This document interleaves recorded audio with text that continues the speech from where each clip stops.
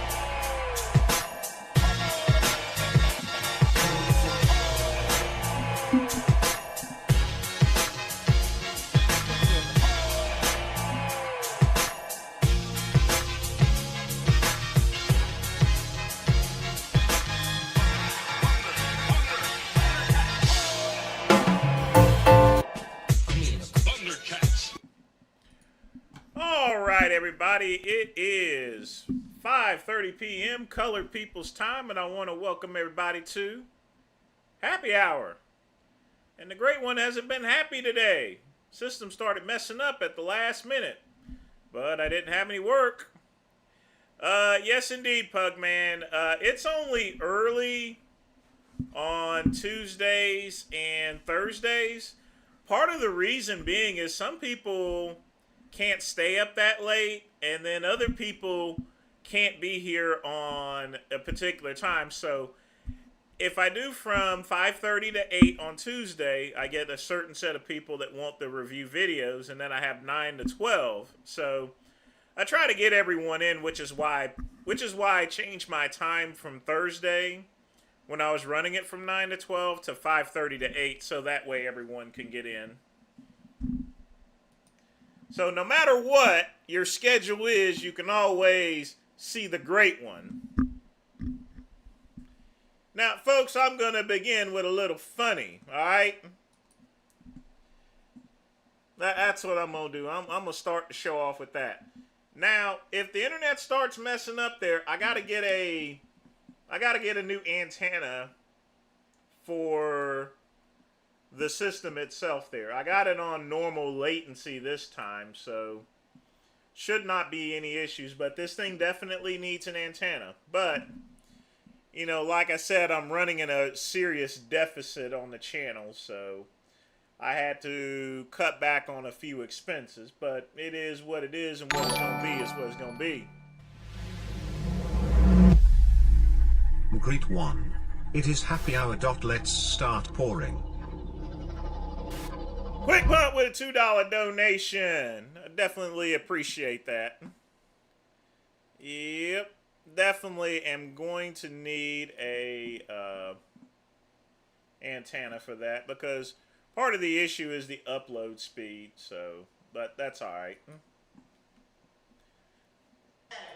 It only affects it during this time of the day. At nighttime, oh, it's gravy.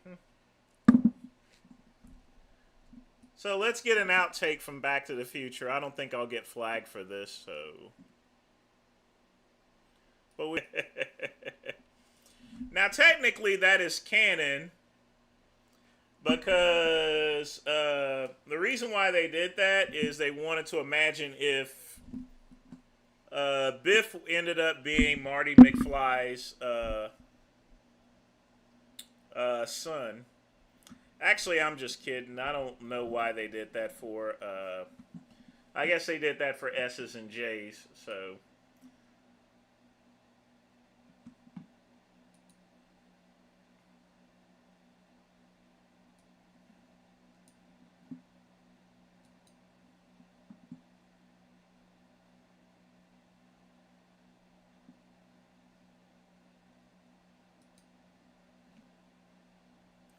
Sorry about that. That was me. I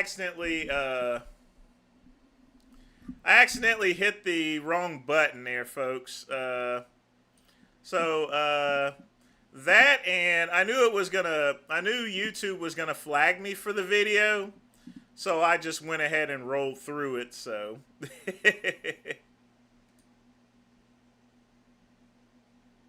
Hit the wrong button there, folks. That, and I knew it was gonna. Yep. But folks, it is time to get me a little smoke. But get your questions in. Get your questions in. Indeed. Because it's time for me to enjoy a little smoke. Then I'll check out and see what's going on.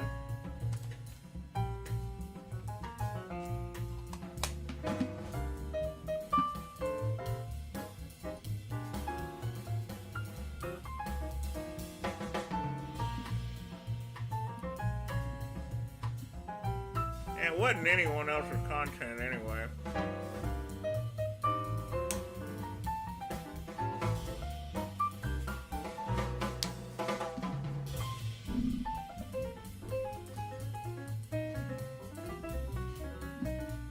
I mean, all I showed was an outtake, and that was it.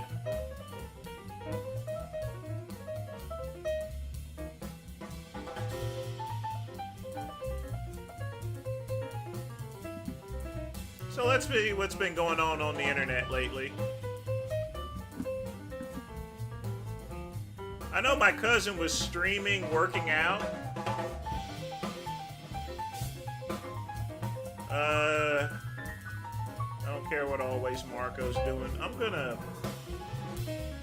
beat him. If I ever run into that boy, I'm gonna beat him to the white meat. Then to the red meat. Then to the white meat again.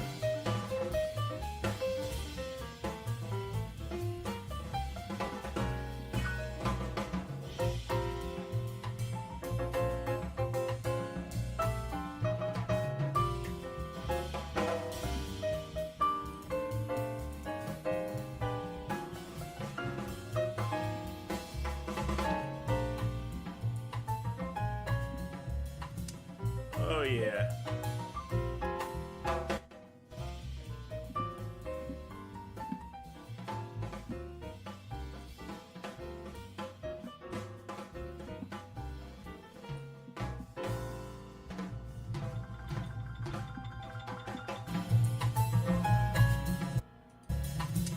Oh yeah. Just checking to make sure my stream is up and running.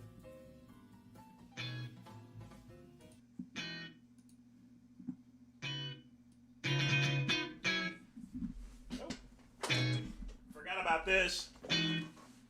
All right, let's do it.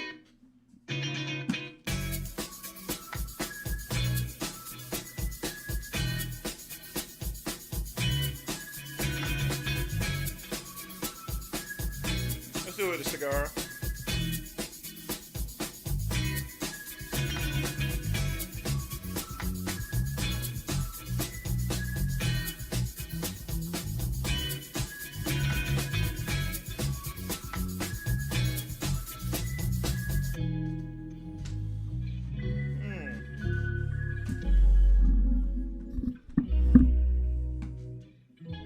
The hell with the Well of Mimir. I don't even think it exists anymore.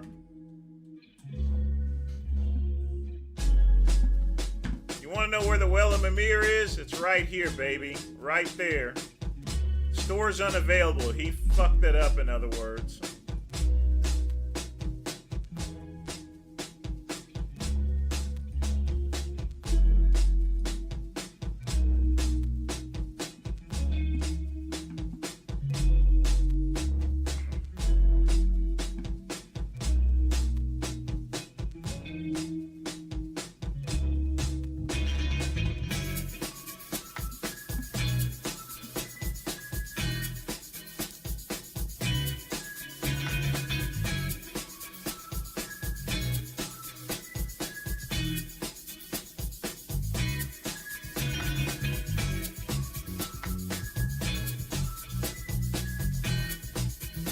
Yep, he paid all the money for nothing.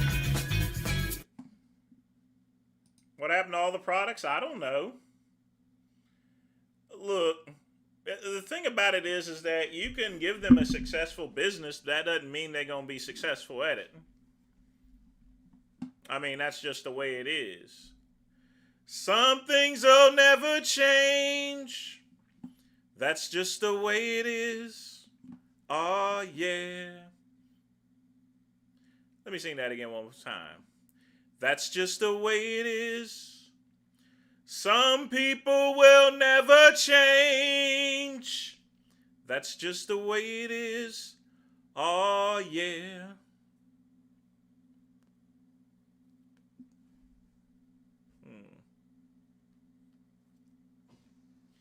Well, it looks like someone else fell for one of those good old scams here. Oh my God. How dumb can you be?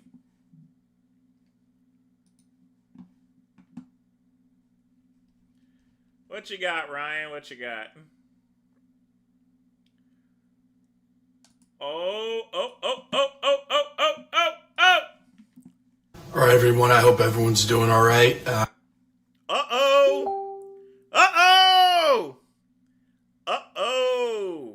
Oh my God. Oh my God. Guess what we got, folks? We got mints. As soon as I get this thing fixed. Oh, come on.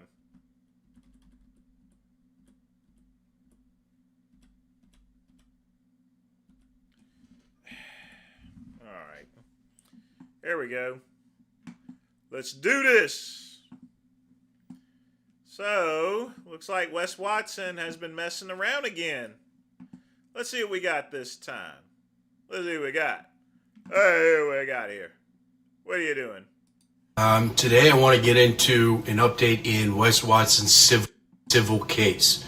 Now, we had the plaintiff in this case filing for punitive damages, which is really how you sort of... By the way, folks, I'm having cocoa, a little cigar, and my water cup given to me by my good friend Pugman.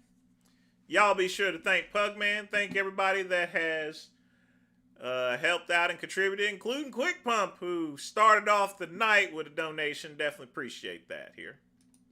hurt Wes the most. That's going to allow for the most significant amount of money at the end of the day is going to be through punitive damages. So again, naturally, Wes's counsel filed an opposition to that request for punitive damages, and we're going to go through that. And they included some interesting exhibits, some of his deposition answers that I think are really going to be telling for what we can expect their defense to be come trial time. It's going to give us a little insight on that on exactly what they're going to argue and what they're going to use to try and argue their point. So we're going to get into those two updates here. And guys, I just want to give a quick word. I don't do sponsorships or any of that nature, but I got a buddy of mine. He just started a coffee company, Genesis Coffee. Real good guy, like I said. If you guys are coffee drinkers. How does one start a coffee company? Does he roast his own beans or does he purchase them? You know, I can only imagine that someone that starts their own coffee company, I would figure that they would be roasting their own beans. You know, he roasts all of his own beans, so I'm going to put up a link. Okay, he roasts his own beans. Here quickly to his website, and if you guys use code LAW10, he'll throw you 10%. It'd mean a lot if you guys get a bag or two and show him some love. All right, now let's get into these updates. Okay, quick recap on punitive damages. What are punitive damages? That's essentially, hey, we don't just want money, we want the court to punish you so as to deter this type of behavior in the future.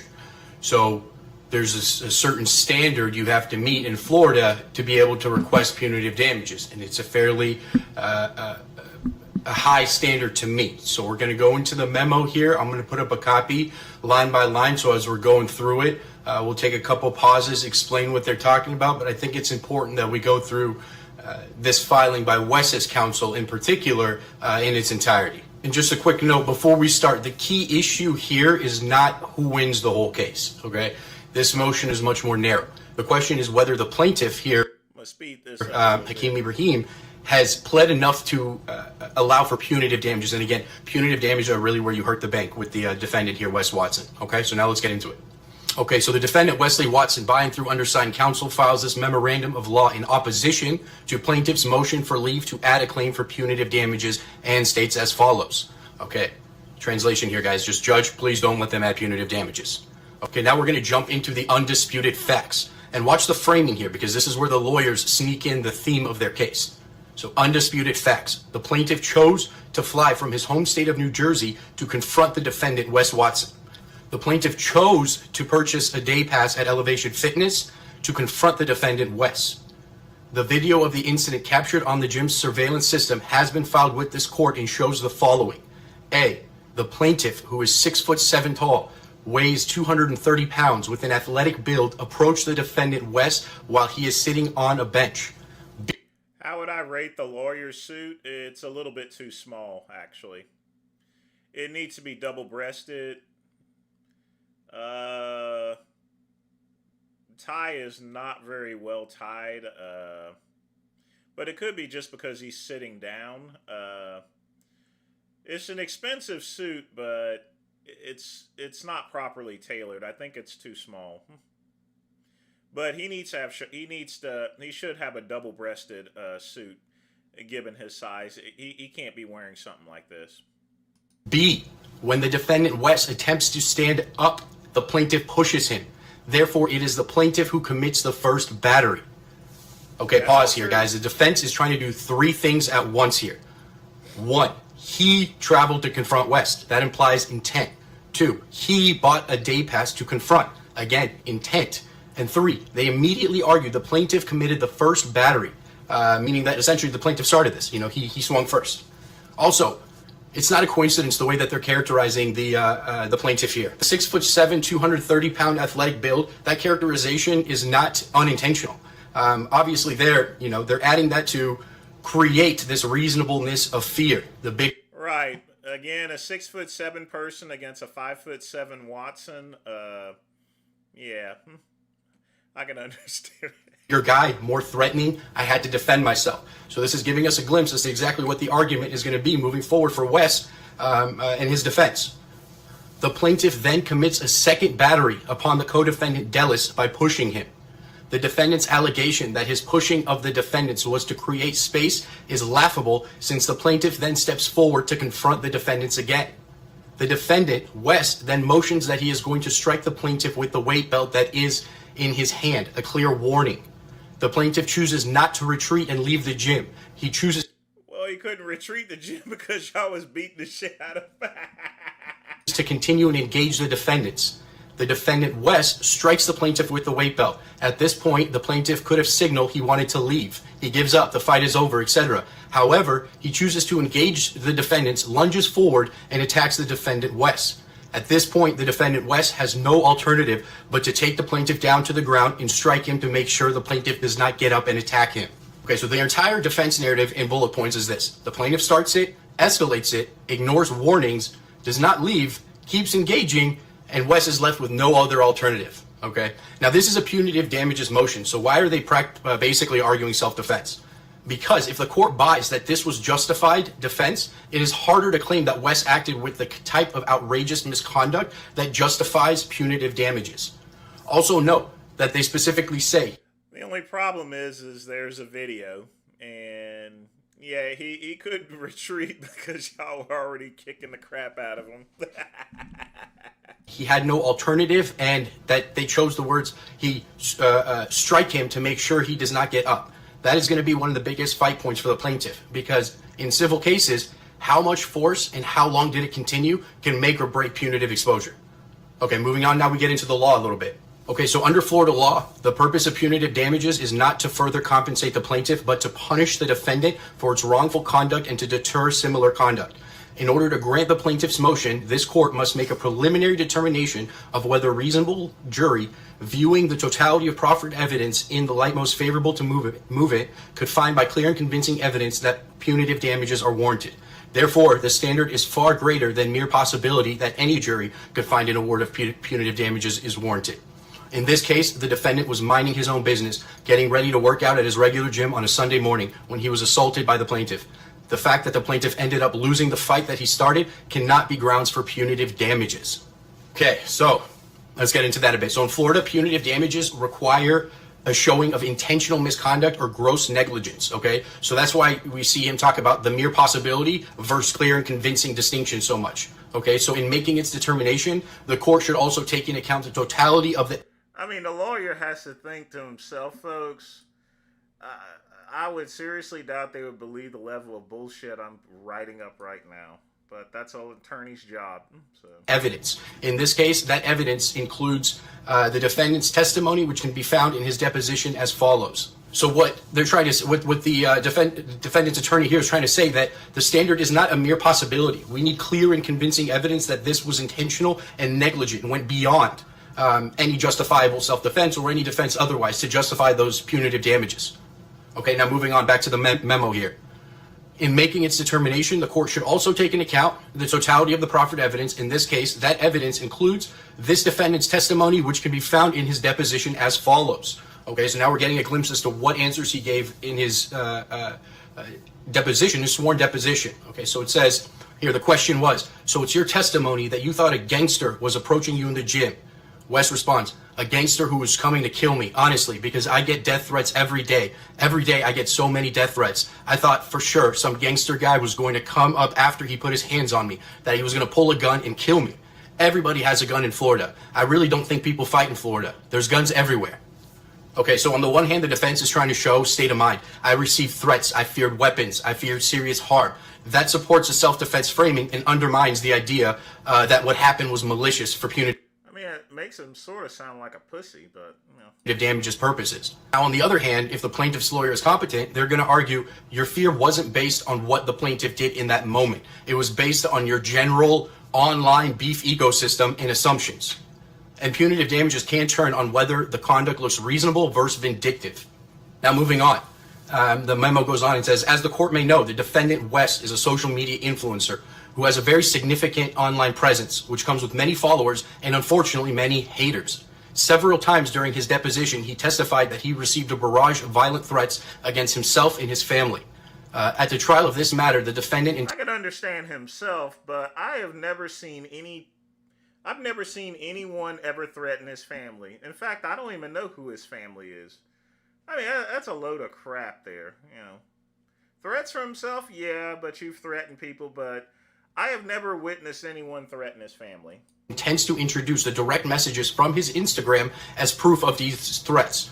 Attached here to our exhibits A through D are samples of some of the threats the defendant receives. Okay, so we're going to include a picture here of the 4 DMs that most don't have a specific timeline on when he received these, but these are just a sample of what the defense would introduce to show that he was afraid for his life, that someone was going to kill him because of some of these threats that he received. So we're going to attach them here on the side, and you guys can make that determination for yourself. So again, the defense here is teeing up exhibits to show he receives violent messages. I guarantee that was probably from, I bet you one of his friends probably created that account. That doesn't even make sense. Body Edwards? Allegedly to justify... What kind of name is that? Fear and context. That might help explain why someone is on the edge. But for punitive damages, the question isn't, does he get mean DMs? The question is, what did he do, and was it so egregious that punishment is warranted? Threat evidence is just background. It's not some hall pass. Okay, moving on in the memo. In addition, despite the plaintiff's assertion that he was there to accept some vague challenge, the deposition of both the individual defendants in this case is as follows. So taken again from the deposition of Wes Watson. The question, Wes, do you remember testifying that you weren't sure exactly what the plaintiff told you when he got there, when he approached you? Do you recall that? Objection to form. So Wes's counsel is objecting to the form. It doesn't matter. He still has to answer. So now moving on, Wes's answer. I probably just it was something like, fine, I'll beat you up or I'll beat your ass. I don't know exactly. I never know exactly. It's just so hard to say. I don't want to be wrong or misspeak, but I just know. How can you forget something like that you were bragging about? The context, you know? Now, another question being posed to him. When Nicholas Dellis gave his deposition, his recollection was that the plaintiff said, and I'm quoting off my notes, Wes, I'm here to fuck you up. Wes's answer. That was about basically, yeah. So here the defense is aiming at provocation and intent. If the plaintiff arrived with threats and aggressive language, that supports the argument that the defendant's reaction was not some calculated malicious beatdown that deserves punitive damages. But again, in this case, plaintiff's counter is easy. You don't get to respond to words with excessive force, and you definitely don't get to escalate and then claim you were the victim. Okay, now moving on again in the memo, it states the court should. And that's the problem. He had every grounds, in my opinion, up until the point to where they just started beating him up there. I mean, he couldn't retreat because he was getting beaten.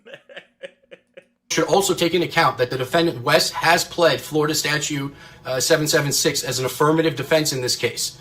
And again, this is the stand your ground statute, and it goes into exactly what that stand your ground says, that a person who uses or threatens to use force as permitted is justified in such conduct and is immune from criminal prosecution and, in this case, civil action for the use or threatened use of such force by the person. It goes on, that statute again, it says they're justified in using or threatening to use force except deadly. Yeah, 6'7", 230 is pretty lean. I mean, it's definitely the size of a basketball. That's a LeBron James build right there. So, what's up, Steve? Force against another when and to the extent that the person reasonably believes that such conduct is necessary to defend himself or herself or another against another's imminent use of unlawful force. Okay, so basically here's where the memo tries to pull an Uno reverse. Again, we've gone into the stand your ground in a separate video more in depth, and here it's being used specifically to argue that punitive damages shouldn't even be on the table. Okay. And moving on to the memo, it says a person who uses or threatens to use force in accordance with this subsection does not have a duty to retreat before using or threatening to use such force. Okay, so this is the whole no duty to retreat piece. If you reasonably believe force is necessary to prevent imminent unlawful force, Florida law says you generally don't have to retreat before using force. Again, but here's the civil case problem. Punitive damages doesn't turn only on was there some justification. It can turn on whether the force used looks proportional and whether the conduct shows intentional misconduct or gross negligence. Now, finally, back to the memo, it says, so therefore it is clear that in Florida, citizens have the right to defend themselves with no duty to retreat. In this case, the plaintiff is the one who came looking for trouble. Taking into account the law in Florida, under the facts of this case, a punitive damages claim is simply inappropriate. What conduct would a punitive damages award deter? That citizens shouldn't defend themselves when assaulted by an individual standing 6 feet 7 inches tall and weighing 230 pounds? That's when defending themselves, they should use minimal force so that the assailant has the chance to get up and attack them again, or worse, grab a weapon and kill them. So again, here obviously the defense is arguing punitive damages would deter people from defending themselves. Plaintiff will obviously argue punitive damages deter people from going beyond self-defense into punishment. And basically that's the whole fight. Okay, and finally, back in the memo, it says, finally, the mere fact that the defendant, Wes, acted intentionally is not grounds for punitive damages. Under Florida law, punitive damages are reserved for particular types of behavior which go beyond mere intentional acts.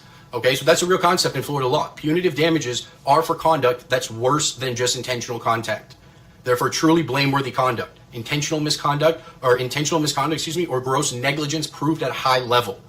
So that's basically where we are, guys. Defense is trying to keep this in the lane of ordinary civil liability, not punish this man with money. Plaintiff is trying to convince the judge that the conduct is so extreme it deserves the punitive label. And if punitive damages get in, this case gets much louder, more expensive, and way more likely for a settlement. All right, guys, thanks again. As always, check out that. Yeah, it's definitely... Wes is going to lose a lot of money.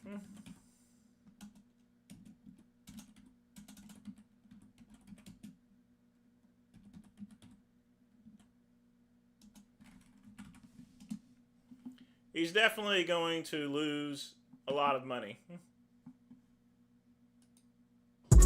After he hit... Definitely going to lose a lot of money.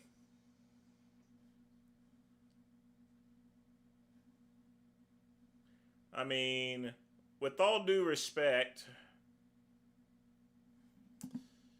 I have to imagine a lawyer just thinking to himself, I don't know, at least he's paying me for this, but I already know that what I'm writing up is a load of bullshit. Because at the end of the day, the judge is going to see the video.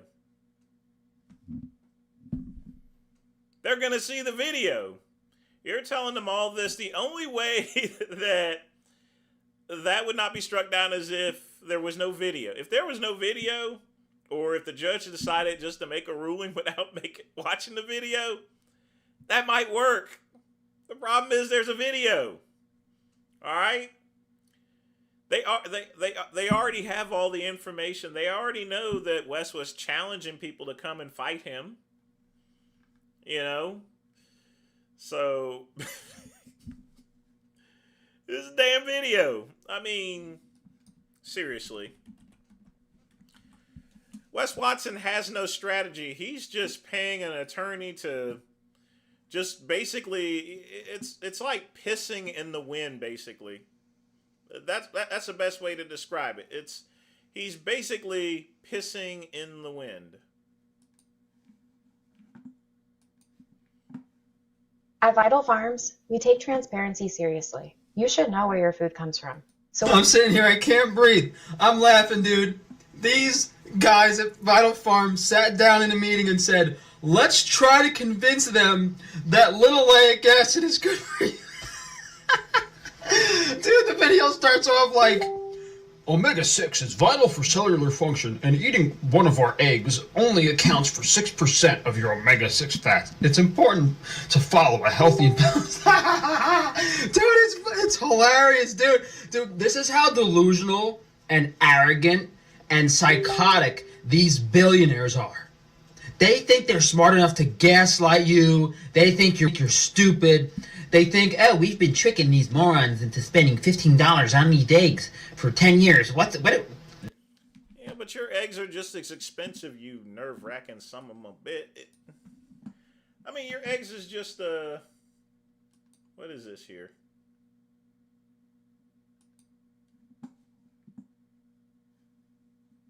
No!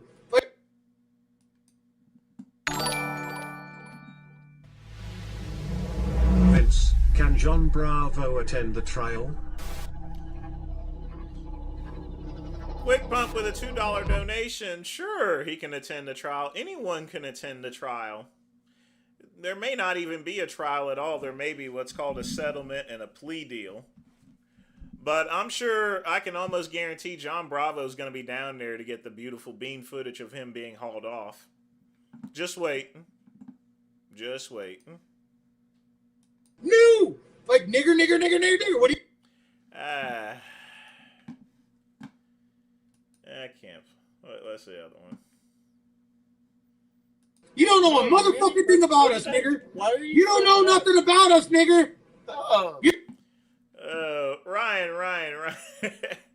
You know good and well I get my channel nuked every time I play that stuff. But folks, speaking of things here, it looks like someone has fell for it again. This scam has been, I don't know how long this scam has been running. I mean, this scam has been running for like 50 years. Of course, the price has gone up before. It's the old 20 ribeyes for 40 bucks scam. And this guy fell for it. I mean, he fell. Alrighty, guys, if you ever see these signs or trucks that say 20 ribeyes for $40, please run away as soon as you can.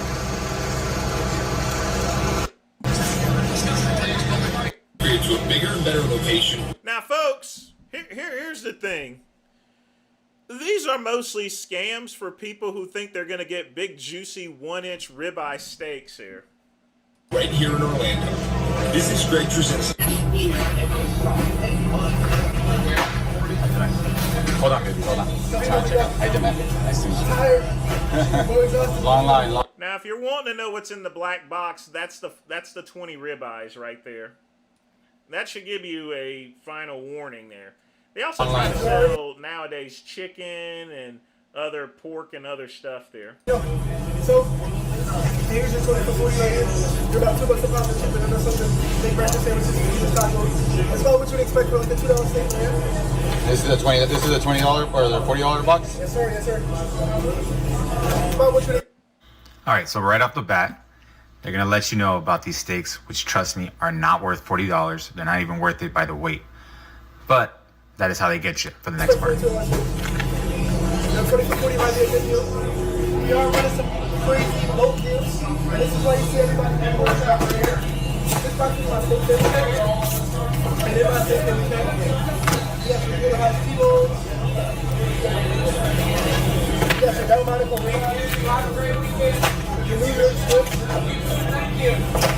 The sirloins.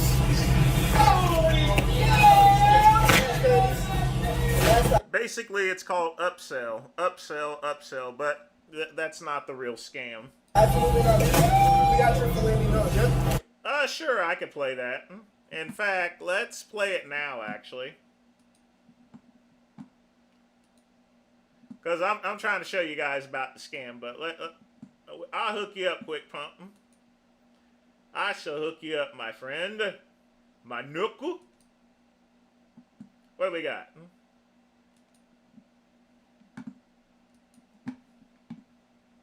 One of the worst questions you ask yourself, do you think you're the best Mr. Olympia? Of course you do. You know, you have to. Who do you think the best bodybuilder is? Me, right? Like that's... In my era, that was me. Funny's era, it was him. In Cutler's era, it was Jay. Bill Heath, it was him. So, hey, man, Duran, it was him. And Arnold. So everybody has their era. And then I had some people say, well, Lee, you won the 84 Olympians and you beat Sergio. You cannot beat Sergio. You don't beat a myth. Sergio was there to guess. That's what that was. But you don't beat a myth. A myth is a myth, like Bill Pearl. You can't beat a Bill Pearl even if you don't stage with him. A 535 squat. What do you think about that, Dale? Matt with a donation here. Yeah, Sergio, he wasn't competing. He was just doing a guest pose. That's all it was. Someone paid him to do that. So, but again, thanks for the donation. I definitely appreciate that.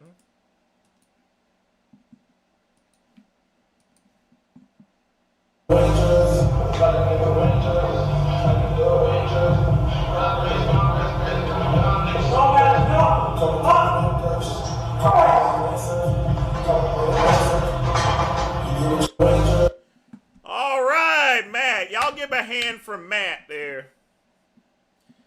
Got that up there, 535. Got that 535. Now, Matt, I've already told you this before. You need to get some knee pads at the point in time to where you are lifting this much weight up, because you're gonna fuck up your knees pretty bad. If you need to wear a little bit of protection. You got your weight belt on, which is good, but you need knee pads here. You need to get some knee wraps. Okay, get some knee wraps. They're cheap. They're inexpensive. And trust me, you're gonna save yourself. You're gonna wish you did. Just trust me. At that type of weight, whenever I was lifting that type of weight, I had knee wraps on. I usually put on knee wraps when I was going beyond 300 pounds. Remember, if you get hurt, you're gonna lose your gains. So, and you lose your consistency. I mean, everyone gets hurt eventually. But you want to purposely try to limit how many injuries you have over a course of a lifetime, because they do catch up. But again, thanks again for the donation. So yes, the good thing about this is that you get legitimate steak, unlike and of course, once you buy it there, you see the product in person, you notice that everything's frozen. It's not melted or rotten like certain person's free-range meats and stuff like that. All right, so how much? So this is the part where they get you, all right? They're going to ask you a bunch of questions about how much is worth it, how much is worth to you, what's your budget, and trust me, it's not worth it. Don't fall for it. It's all a gimmick. It's all a sales tactic. This box. Let me ask you a question real quick. How much is the box, bro? Don't play games with me. How much is the box? Are those metal glasses? Yeah, but they're not on. Now they're on. Okay. So look, right? And retails at a grocery store for $500. So this is $578? No, that's not my price. That's Okay. my price. What we do is, right? You want big bulk deals? So you see that $50 coupon up here? Take that 50 every time we apply to my steak that we double it, take off $100. Now, when you hear that type of spook talk there, that's when you know you're going to get scammed. I was making $4.78 on my steak that $4.78. Yeah, I eat a lot of chicken, steak or seafood. I don't eat any seafood or chicken. It's just like that's fine. You don't have to put it in the box like that. Inject for water when you cook them, they shrink. So basically speaking, I'm gonna show the.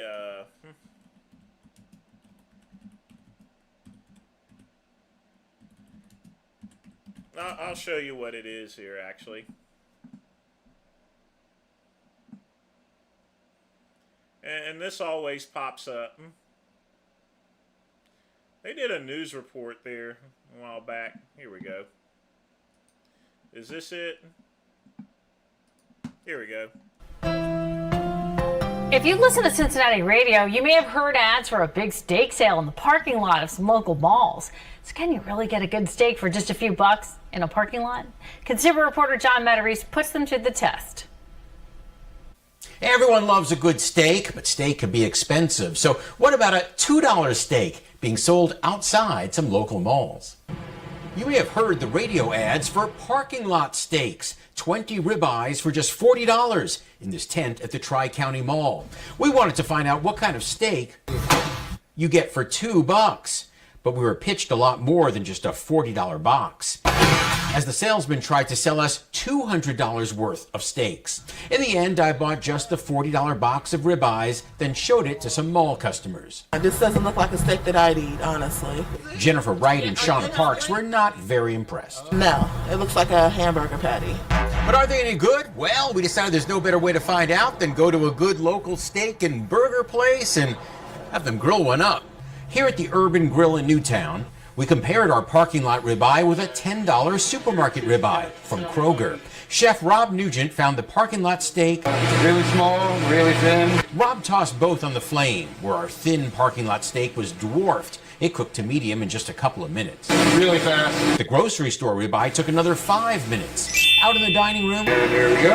I put on my napkin, removed my face mask, and dug in. Tastes like meat. It was a bit gristly, but edible. But the grocery store ribeye was juicy, tender, and tasty. That's a steak. Well, one's more expensive than the other, so. We found a number of Better Business Bureau complaints about the Mississippi-based sellers, one saying poor quality, another saying not sure what kind of meat they are. But the label says it is indeed beef with a 15% tenderizing solution added. As Julia Child would say, bon appetit. Now, some reviewers say these steaks are good for cheesesteak sandwiches or stir fry. That way you don't look at them too closely and you don't waste your money. I'm John Matarise, WC. He's exactly right, and that's the point I was going to bring up, folks. You're going to find in this day and age with the economy, these people always sneak up. It ain't like cryptocurrency, folks. Now, back in the day when the great one moved out, he didn't have much money. He got those same parking lot steaks, except they used to be 75 cents a steak. So I'd get a box of 20 for maybe like $7 or $8. All right? I take that steak, and this is, you got to remember, this is like over 30 years ago. So I used to take that steak, chop it up, make cheesesteaks, make stir fry out of it, or put it in a soup, make a little bit of coffee. You got business right there. You don't eat those parking lot steaks like you would eat a steak at Outback or Roof Chris or anything like that, or Hall's Chop House, all right? You get what you get. My problem with it nowadays, folks, is that they're trying to sell the steaks for $40. That is just wrong. They should, they're supposed to sell 20 steaks for $20, all right? Didn't you discuss meat analogs before, even some famous? Yeah, I have. Sometimes when you broke as hell, you gonna do what you gotta do to get some meat, all right? Now, other than sucking somebody off of milk, you folks, if you ain't got no money, go to the food bank, all right? The food bank. The food bank's got bank, because if you're getting your food from there, that means you spend less on your groceries, and groceries are kind of expensive there, folks. I'm telling you right now, groceries are expensive. So you got to do what you got to do. But yeah, I'm kind of upset about those parking lot steaks. They used to be 75 cents a steak, folks. I kid you not. 75 cents per steak. I got a box like that less than, I mean, like I said, $7, $8. We used to do it back then 30 years ago. But nowadays, they trying to sell them $2 a steak. I'm like, good lordy. They give it to me for $20, I would take that, you know? Because I already know it's make cheesesteaks out of it. Y'all need to quit looking at stuff. It needs to be trimmed. Take the fat off, chop it up, make cheesesteak out of it. That's what you got to do. Just hunt for free at Chance Estates. Oh, boy. But I thought I'd show you that. You know, I always have to have a feature presentation and everything, you know. So, oh, boy. Let's see what we got next here. Oh, yeah, I forgot to show this. I don't know what McCuck is doing here.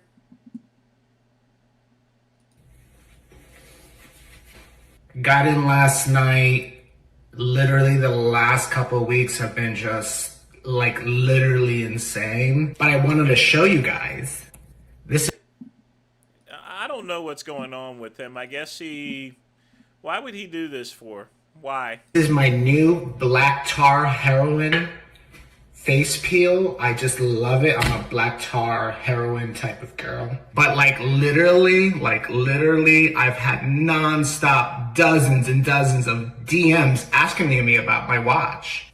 And at first I said to myself, I was gonna gatekeep, but 2026, new year, new me. So this is the Garmin Fenix 7. And at first I was just gonna get the regular Garmin Fenix 7. But then I said to myself, I'm all about... You know, the way he sounds is almost his natural voice. You know, it's not like he's trying to imitate a voice, you know. Clean energy and global warming. So I said to myself, they have a solar sapphire. So I picked that up. Happies. I know you guys love this happies. What I love about the Garmin watch is that I can change out the band to whatever fits my outfit or whatever protest I'm going to. Oopsies. I'm thinking about wearing this color watch with I stand with Blockbuster Video because I'm very passionate about bringing back Blockbuster Video. Or should I do something about Venezuela and freeing Maduro? What good color scheme would go back with freeing Palestine? Oh, it's so many choices. How about you guys in the comment section tell me what color watch and outfit goes with a good protest? And don't forget to like, comment, share, and subscribe. Yeah, I'd hit that all right with a brick. Toss it in a garbage bag. Bury it under my mobile home. You know, there is a crawl space under there, you know. So.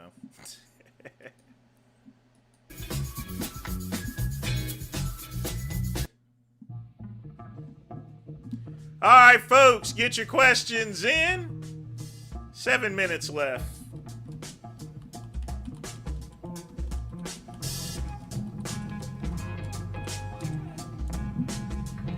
And then I gotta get some work done, folks. I gotta see what temperature it is out there.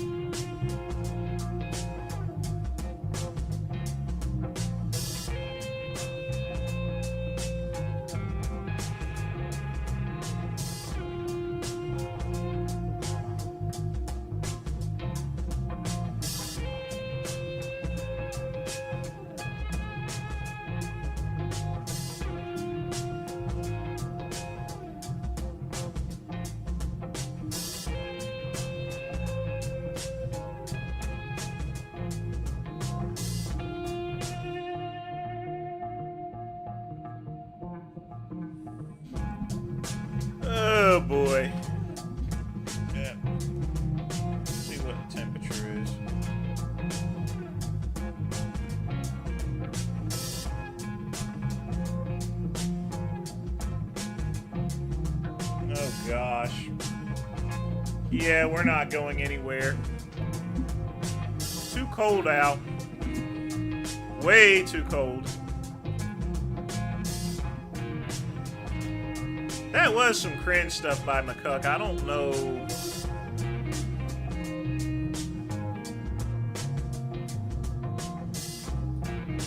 Okay.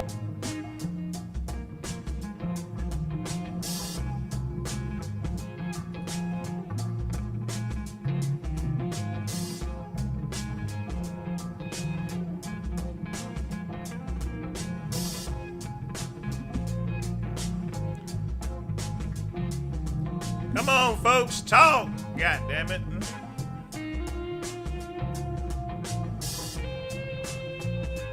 Speak now or forever hold your peace. In the meantime, I'm going to check out sandwiches.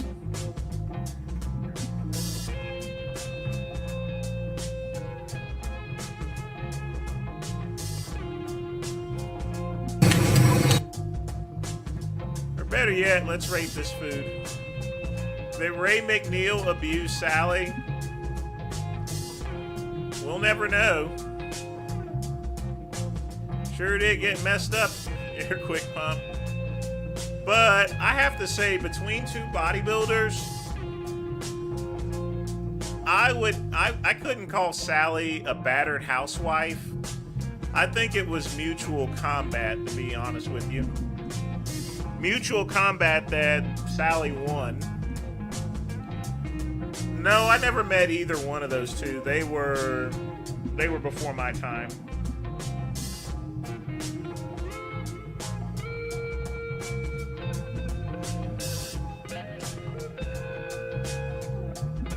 I don't know what to think about this cooking. I mean, it's unusually somewhat clean for a street vendor. But at no point in time did I see him wash his hands.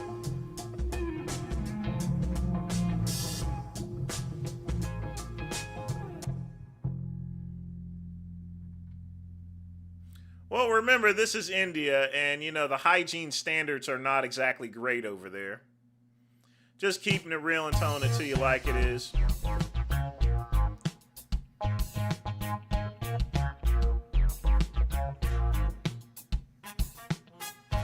I mean, he's just using his hands to throw that in there. I mean, I'm sure the heat will kill everything, but man, you're gonna have some diarrhea. I mean, I guess it's good for fiber to clean out the insides. That's probably why Indians are so thin, because they're usually shitting that whole thing up. Got the eggs.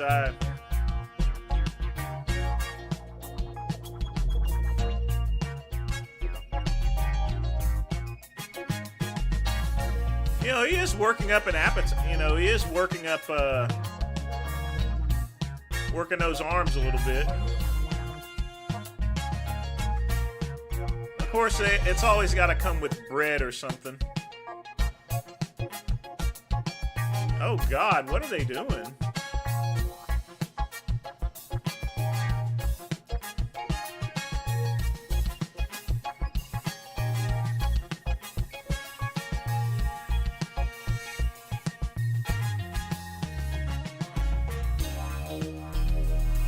They're just throwing all sorts of weird stuff in there.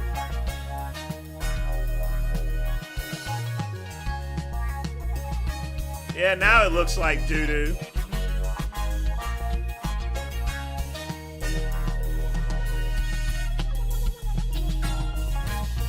But I almost guarantee that's probably gonna slap there. I mean, with all the spices and stuff. The only thing I'm worried about is just the hygienicness of this. Because I'll tell you right now, I didn't see any of these motherfuckers wash hands. You're supposed to wash your hands. Ah, there's the bread. Okay.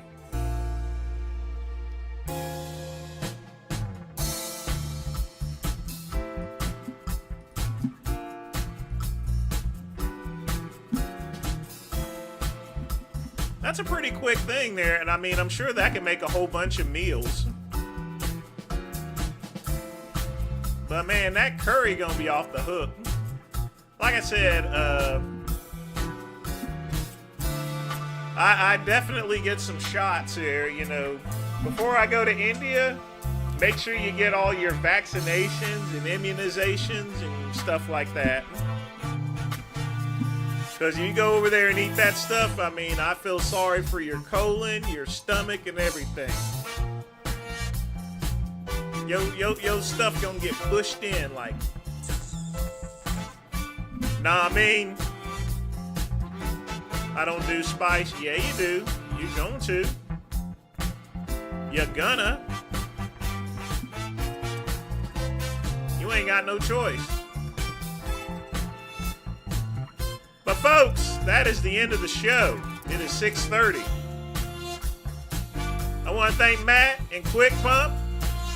I appreciate you guys looking out for brother, helping me keep the channel going. So I'm going to roll on out of here like Scooby-Doo. Y'all know what happens tomorrow, folks. Yes, indeed. Y'all know what happens tomorrow. Midnight run. We got a lot of good stuff. Stuff I was tempted to play. I'm not going to do that. But folks, I'm out of here. And as always, peace and soul.